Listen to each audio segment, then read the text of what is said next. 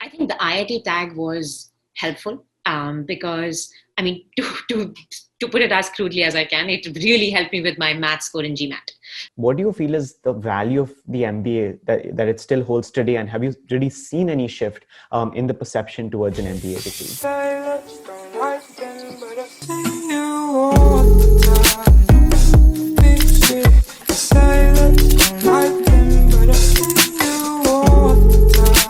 Hi, Kriti. Would you like to introduce yourself to everybody who is watching this right now? I guess, hi everyone. I'm Kriti. I'm currently a second year student at HBS, and I'm just glad to be here. Thank you so much for doing this. So for everybody who's watching this, this is the first video in a postgraduate series to give you a little bit of an insight into what the application process to Harvard Business School looks like. There's barely any Indian perspective when it comes to this entire application process, and it can be extremely intimidating. It can be extremely daunting. And Kriti, just to start off the entire conversation, I wanted to get into a rapid fire because that's how I warm up every interviewee, every person I bring on board. And the first thing I do want to get out of the way is this is a conversation. There's no structure, and this is not an HBS interview, and just honest answers that you think would have helped you out if you were going into everything. So are you ready? Yeah. Perfect. Kriti, what are 2 words you would use to describe yourself? I think if it's 2 words, I would just say tech and trek. I am a very outdoorsy and very athletic person, and I guess I'm very obsessed about all things related to tech. That's great. Kriti, what is one thing that Harvard Business School students were most surprised about when you first met them? I think they were amazed that I was at one point of time building a self-driving car, and I could very well have kind of landed in CMU as a PhD, but instead I'm just here somehow. Wow. I think that is not something you've seen a lot of HBS students, I can imagine. Kriti, what is one piece of advice you'd give yourself 5 years ago? I guess what I would tell myself 5 years ago is to kind of take more unconventional path, because what I've come to realize more and more is that almost all paths kind of lead to the same great outcome, as long as you're kind of trying to find that fulfillment and happiness in the process and not really in the outcome, if that makes sense. Yeah. I think there are always a few pathways that you see in front of you. You can choose to take a few. To give a personal example, I could have, started studying online at my university, but I think a gap year was definitely something that I decided was a little unconventional. And I think you do appreciate those a little more, because otherwise you'll always have that, oh, I could have done this, but I didn't do it. And Kriti, while I was researching for this, from the pages of, a mock HBS interview itself, what is one thing that you hope to continue doing? What is one thing you wish to stop doing? And what is one thing you hope to pick up in the future? Yeah, kind of picking up where I just left from what I said last. I think what I hope to keep doing is kind of challenging myself and keep kind of a beginner's mind, Right. even after decades of kind of being in the same sector that I would be, even after becoming a specialist, because I think that's just really helpful to just keep challenging yourself and kind of going back to square one and seeing from a very child's perspective. What I hope to stop doing, and I think I've been successful to some extent, but still have a long way to go, is probably kind of having full faith in just the process and not doubt myself or kind of the surrounding, and just kind of have faith in the process that some things will work out, if not in the short term, then in the long term. And I think what I hope to pick up a lot more going forward is to kind of find more ways to give back to the community that I come from. I think so far I've taken more than I've given, and I hope that I can kind of reverse that as I go forward. I can talk about that in more detail later on. Yeah. No, I'd love to hear that. And, Kriti, this is the last question. Outside of the workplace, what is one cause or social movement? I was particularly curious that you just constantly find yourself bringing up in a discussion subconsciously. Yeah, I already feel like this is a very big part of me, but I want to contribute significantly towards kind of having more women in the startup ecosystem. And this kind of goes back to what I've meant by I want to kind of give back more to my community. And that I think there are multiple ways to do it, but a couple of them that come to my mind immediately is just kind of supporting more female entrepreneurs, or even operators and startups, or even young female entrepreneurs and investors. But I just want to kind of give more back and kind of have more women representation in the broader ecosystem. And very quick I guess, trivia, why I've always been excited about the whole startup ecosystem is probably because like my entire family, all my cousins, almost all of them are working in one startup or the other. So it's just in the family. Wow. No, I definitely see that on my side as well. My mother's had started her own organization. My father's an investor. So when even the conversation is thrown around at the dinner table, it's something that naturally just like bleeds into everything you're doing. And going towards the Harvard Business School application process, you've come out of IIT Bombay, you've done this variety of work experiences. Even the process of getting into IIT, it's a very technical, giving the JE, giving mains. So what led you from going from a background like that to a business school, and specifically why Harvard Business School, studying in the United States, studying abroad? Yeah. I would be lying if I say that I had like a legit plan as to how I ended up where I am right now. But Right. I think at what point of time I decided to consider an MBA was basically, so the industry that I come from, which is venture capital, you don't really necessarily need that further education, but it definitely helps. So kind of having that global network, understanding of like more developed markets, looking at startup ecosystems that have evolved significantly a lot more than what it looks like in India, and just kind of having gone through those entire cycle is something that US was probably like a great place to learn from. And as I started thinking about kind of building my career further into venture investing, I just thought that it made sense for me to kind of get a sense, take a step back from India and get a more like global flavor of what that means. And that's what kind of drew me to United States in the first place. And why I kind of ended up at Harvard was because like Harvard is just like known worldwide for the brilliant network that it has. And it has just been helpful since I've come here to just meet all types of people and really get perspectives on literally anything and everything out there, which I don't think I would have possibly been able to do if I was just in India.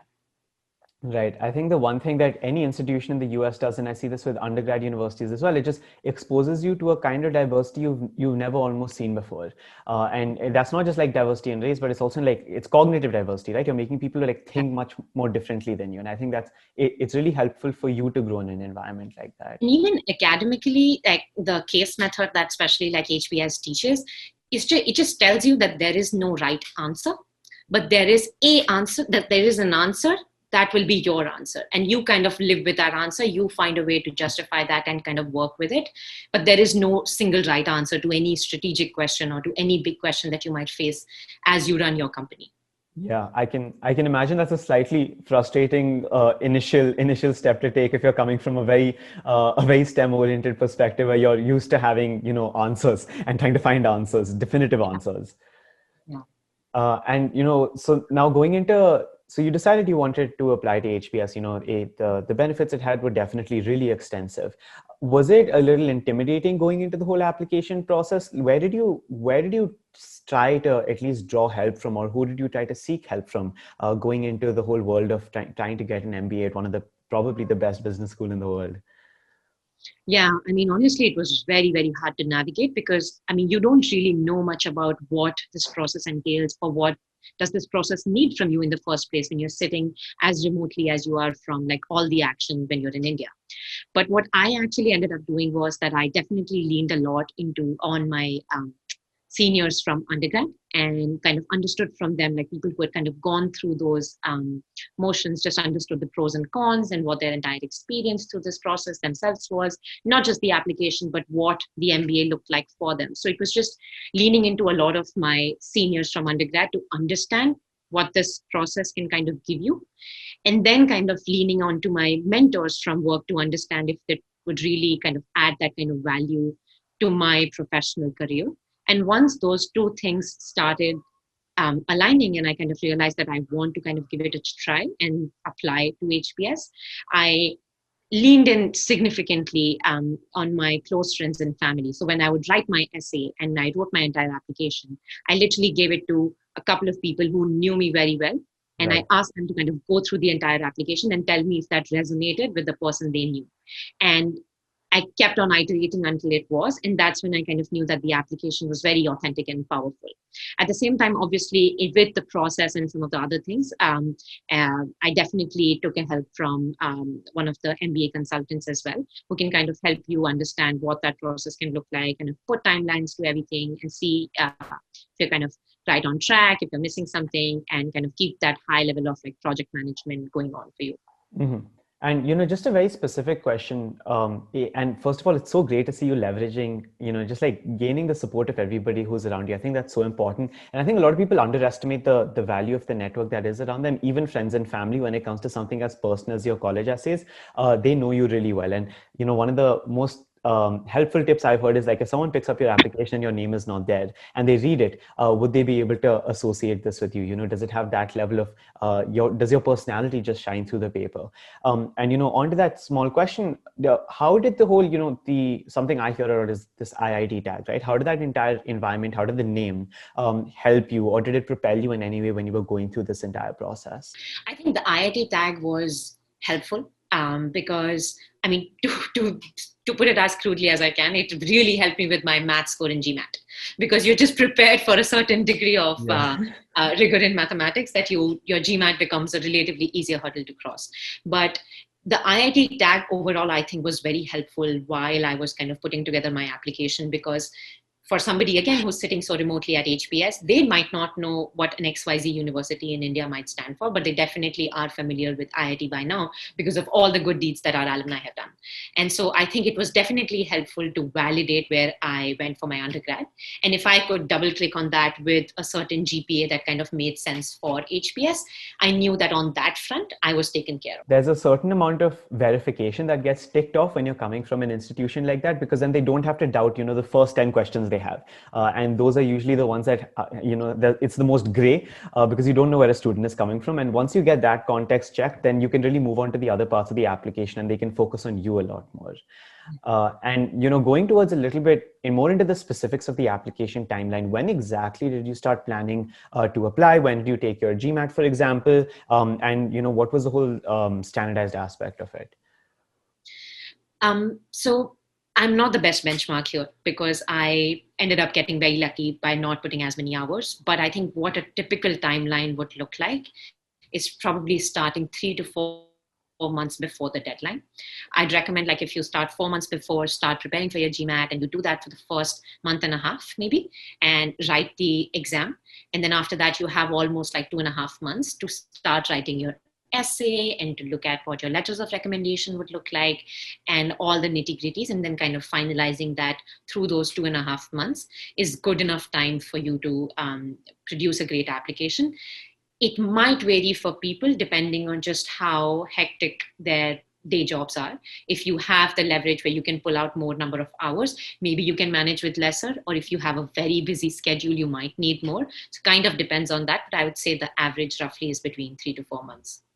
Right. And, a very quick question, how did you manage multitasking, studying for a test and also working your day job? I'm personally really bad at this. It just seems really hard to divert your attention to the extent where you can also do well on this test and also do well in your job. I mean, honestly, I a lot of that is a blur. I don't remember how exactly I got to, but I do remember that I had to fix a certain number of hours, definitely on the weekends. The weekends were absolutely blocked and I couldn't really afford to do definitely not socializing, no trips, nothing. It just had to be really kind of focused and use your weekends to study. But then on weekdays, if you could pull out maybe an hour and a half on weekdays, that was almost the max I could do. And that used to be typically towards the end of the day. So I would use the weekends to study new concepts and then kind of practice them for an hour every day during the week. And that could balance out everything nicely. Right. And another small question, what's your take on sleep? How much sleep were you getting? Like how was this entire thing for you? Because I'm just, the numbers aren't adding up in my head. Oh my God. I this is not going to be a popular answer, but I had to cut down on my sleep. I didn't have a choice. There was just too much work and there were too many things going on. I still tried to maintain an average of 7 hours or like 6.5 hours, I'd rather say, across the 7 days. But I would not recommend cutting down on sleep if you can avoid doing that in any situation.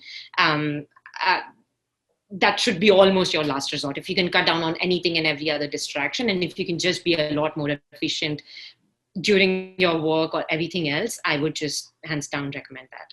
Yeah, I think that's a great recommendation. I But think I'm not the right example. I a absolutely lot of people work like that. A lot of people will be like, I'm not the best example, but this is what you should do. And I'm the exact same. There's nothing else you really can do. And there's something that needs to go. And you've also cut down on all of your distractions and you're really like hunting for those minutes. And, you know, while I was, again, you know, looking for how to help people with this entire video, a really large part of the process is the HBS interview. And, you know, while there are a lot of explainers out there, I feel like, you know, from the Indian perspective, I think there might be, you know, some things that a lot of people would want to hear about. So how did you approach the entire interview process? And also just before that, could you give a little bit of an insight into the numbers? So if a certain number of people apply, how many people are getting the interview, and then how many people are usually clearing that interview? So I guess like the statistic online says that 8-9% of like the number of people who apply get in. Right. What I know is that 50% of the people who interview typically get in. So I would guess that roughly maybe 1 in every 5 applicant probably gets an interview. Right. And then like whatever, like 1 in 10 gets in. Having said that, in India, I don't think those numbers are similar. I would guess that from the pool of Indian candidates, there are more people applying than the number of people who get shortlisted. So that 1:5 ratio might not be in place. I wish I knew how many people applied from India, but I would say that it's a lot more competitive within the Indian pool to kind of make it to the interview. But once you make it to the interview, half of the people get an offer. Wow, that's great. And, you know, how did you start preparing yourself for the interview? You know, after, I'm assuming you finished your testing, you've put your application in, you would have been happy to get that interview offer. How did the process look like from then on? So once I had my interview, what I realized, and again, this was a little bit by kind of leaning into people who I knew had gotten in before. I was round 2, so I also just like chatted with a couple of my friends who were in round 1.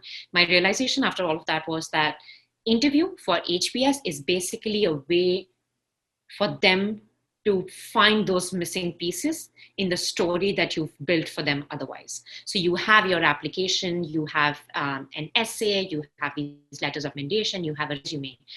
Many times there are some holes that your interviewer is not really able to add up. So it was really questions around those that I was asked the most. So like a couple of examples around that was like, every time I made a career switch or a jump, what was the motive behind that? Why did I switch? Why did that make sense? If there was something missing or something wasn't as intuitive in terms of what my short-term goal is or my long-term goal is versus what I'm doing right now and what I claim to do eventually, if there's any hole or any like missing piece between these, that is what I was kind of trying to be very foolproof about as I was preparing questions for my interview. Of course, like you also prepare some of the more basic questions about yourself or like strengths, weaknesses, like talk about like some of the top projects you did, like what has been the most exciting pieces of work you've done. All of that I think is something that you definitely need to take care of, but like kind of having those missing pieces and choosing that interview to address them yourself as well as kind of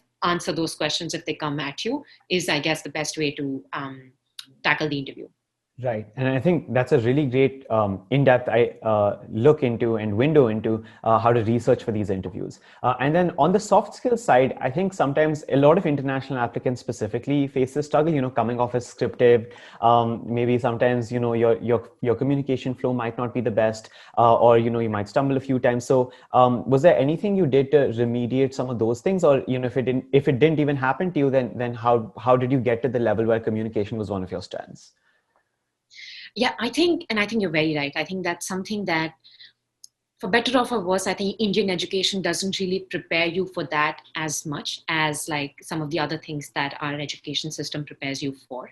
So I think on the soft skills and kind of just coming out as very authentic and sounding like who you are, what honestly helped me was not something I practiced for the interview, but had something I'd been doing for a while, which was basically kind of, if you are in whatever job you are, and if you can make it a more people facing job, one way or the other. It doesn't really have to be just like kind of meeting people outside the firm. It doesn't just have to be meeting clients. It can just be meeting like stakeholders within the firm. It can honestly be meeting friends of friends. It's just like the moment you start opening up and start having conversations with people who you might not intuitively have a certain something to just talk about, but there's a lot of like things that kind of go in talking to people who you otherwise don't know and building that relationship. If you can kind of practice that offline, whether you do it in a personal setting or in a professional setting, either way just adds up in eventually you being more authentic and being more comfortable speaking to someone who you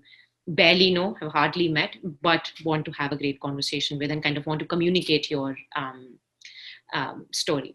Right. And you know what I love about that answer is it's longitudinal. You know, you've been doing it for a long period of time. So it's not something that's stressful. It's not something that, you know, you've done like in this intense 2 weeks where it might work, it might not work, but it's usually those things you've been just been working towards. It's a slow burn is what I would like to call it. Absolutely. And I totally agree with it. I think if somebody practices that after getting an interview shortlist and all the time you have is the run up to the interview, I think that there's a very high likelihood that might not work in your favor. It is just something like even your hard skills or like whatever your math skills, anything and everything just takes time. So does soft skills. It is as hard, if not harder, for many of us. So it's a slow burn. You need as much time as you need for anything else. Right, right. And, you know, picking up one specific question from your interview, is there anything that left you a little flustered, or is there anything that you didn't see coming? And how did you deal with that? I feel like an oddball question that people throw sometimes. Yeah, I still distinctly remember, I think one of the questions was, what is a firm I would not apply to, like where I would not want to go? And I thought that was a very tricky question because in a 30 or 40 minute conversation you're having with someone, you don't really want to say bad things about someone or some firm that you don't even know well enough, right? And at that point of time, I was very flustered. I didn't know how to answer that question, where I would sound politically correct, but I would also be honest. And I think what I just did was give my perspective, but put that with like a lot of caveats that, hey, this is what I think, this is where I come from, this is my thought process, and that is why I think this doesn't make sense for me.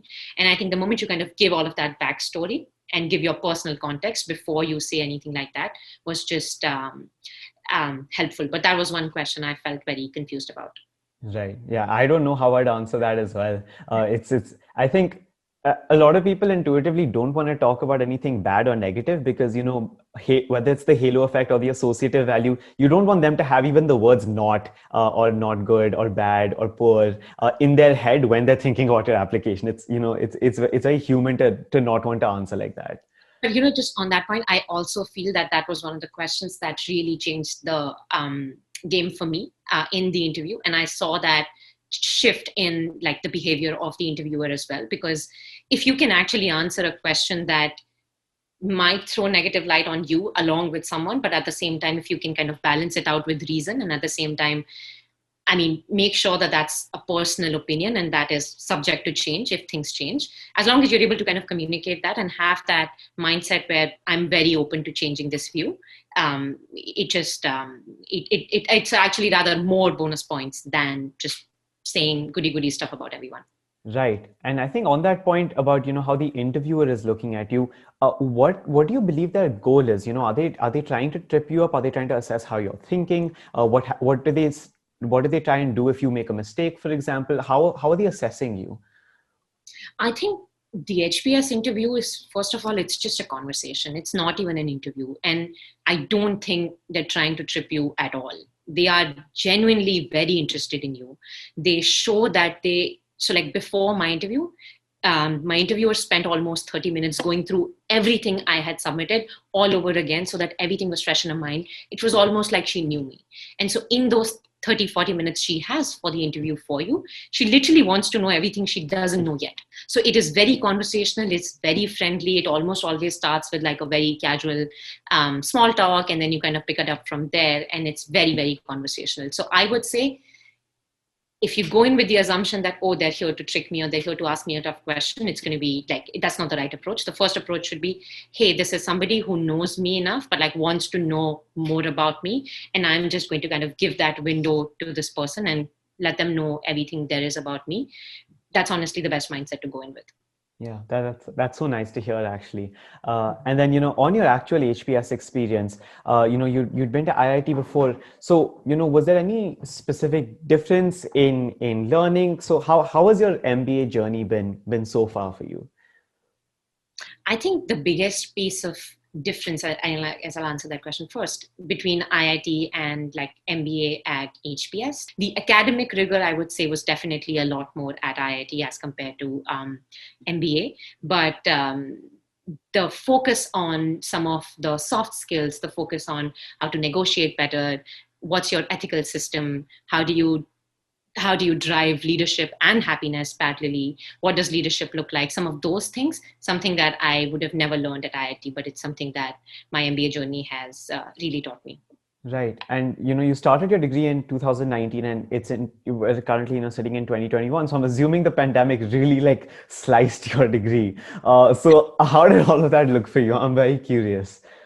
Um, so I am one of those who initially thought that it was a hot take, but I thought COVID was net positive for me. But I think I've come down to again conclude that there was a lot that we just missed out because everything was virtual. To start with, classes on Zoom are definitely a lot less engaging than classes on in person when you're interacting, when you're seeing the people who speak and you're like super, super in the moment. You kind of are very engaged in the conversation, which becomes, no matter how hard you try, it becomes slightly harder on Zoom. So I'd say as we went virtual, um, the level of engagement in academically definitely went down. But I think there was a bigger hit also on the social side where one of the key reasons why you are in an MBA is also to just like meet a lot of different people and kind of get to know people from different backgrounds, different cultures, different perspectives. And as we went virtual, it became harder and harder to kind of meet new people or meet people at all for that matter. While we were getting tested 2-3 times a week, we still had to be very careful about who we are meeting and can we meet them in a socially responsible way, etc. So I think on a social and a personal level, I think I lost a lot more than academically, where because the experience was just entirely virtual, it was tough to meet new people, and hence that learning from other people that I spoke about kind of got stinted a bit. Right. And did you ever consider deferring your admission or taking a break, or was that not an option on the table for you because you wanted to fast track everything? So there was an option on the table to obviously defer for a while, but I think what I considered was in that year that I defer, what exactly would I do? Right. And the answer to that question was something that I want to do full time after school, because I was lucky I'd kind of figured out that I want to see myself in the venture capital industry. And so I almost felt like every year I took away from like my final end goal was just like a year wasted, even if I would do the same thing. So I just thought that since I knew what my end goal would be, I want to kind of end goal after HBS and almost like the starting of my career in some ways. I kind of, the moment I knew what that was going to look like, it just made sense to get there sooner than later. Mm-hmm. Yeah, I think that makes a lot of sense. And, I would say you're very fortunate to have that almost like razor sharp, that industry idea in your head, which maybe not a lot of people have going into HBS and then, might discover later. And then the one conversation I also did want to have with you towards the end of this interview was when I'm reading the news, when I'm reading up, I hear, there's this huge term being thrown around, which is, skill-based learning, certification-based learning. And a lot of people are talking about the value of a degree in general now. So when it comes to the specialized learning and specialized education versus a more general degree like the MBA, what do you feel is the value of the MBA that it still holds today? And have you really seen any shift in the perception towards an MBA degree? I think I'm definitely seeing a shift in perception. And a lot of that is also driven by COVID, where basically you're saying, hey, if you're doing Zoom University and you're just literally taking classes online, then why would you just not, to your point, like do skill based education and just kind of pick up your certain specific vertical and you do it from wherever in the world you want to do? Because a Right. lot of the top schools and top professors now also have online curriculum. So I think in a remote world, I do feel that the value of a general degree like an MBA might not hold where it does.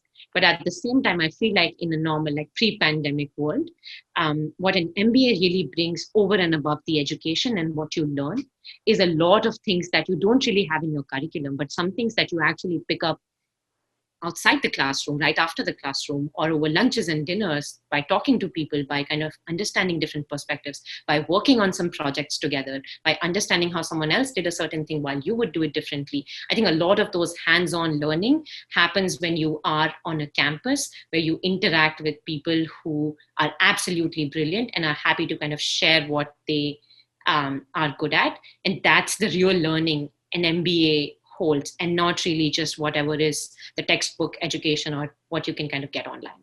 So Right. yes, but in a pandemic world, but in a pre/hopefully post-pandemic world, Post, yeah. I still think MBA holds a lot of value. Right. So this becomes almost like that small blip where it's gaining relevance really quickly, but hopefully in-person classes will resume, and then this huge possibility of networking and mentorship and collaboration resumes, and probably in a more intensified way because people have just been deprived of it for so long. And another thing I wanted to know is between IIT and HBS, you've worked in a variety of locations. With HBS, you're also going to be in the US. Do you ever see yourself coming back to India? I mean, good news, I'm already coming back to India. I was very insistent, even when I was here. I wanted to experience and see what and learn from like the more developed venture ecosystems.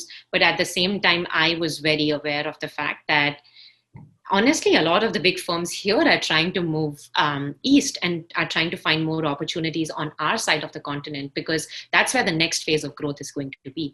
I agree the platform and a lot of other things, infrastructure is not really where it should be or where some of the Western counterparts are already. But I do think that the momentum is in the right direction for India. And which is why I'm super passionate about kind of being a very instrumental figure in how Indian venture ecosystem pans out eventually.